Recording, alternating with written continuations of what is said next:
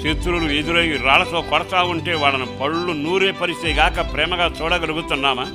అన్నిటికంటే విశేషం, బలములో మార్పు లేక ఆరంభంలో ఎలా ఉందో ఇప్పుడు కూడా ఆత్మీయ జీవితం పతనం కాకుండా ఆరని దీపంలాగా ప్రకాశిస్తున్నాడు.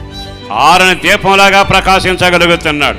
నీ అగ్ని మండునగాక, నీ ప్రార్థనాత్మ విస్తరించునగాక, దైవ దర్శనం ఎక్కువవునగాక, నీకు నిలబడే శక్తి కలుగునగాక, సమస్యలను దాటగలిగిన కృప పొందుదవగాక. అట్టి వాడిని చూసి ఆయన అంటాడు, నా సేవకుడైనా. మరి ఈరోజు ఆ మాట మీరెందుకు అనిపించుకోవాలి? లైవ్లో ఉన్న సహోదరులారా, ఆలోచించండి. దేవుడి దగ్గర బహుమానాలు, దీవెనలు, ఆశీర్వాదాలు పొందడానికి అలవాటు పడుతున్నాను, కానీ ఆయన సేవకుడిలాగా పిలిపించుకోవాలని ఆలోచన నీకు కలగాలిగా. ఎందుకో ఈ సంవత్సరంలో ముగింపులో హెచ్చరిక చేస్తామన్నాడు.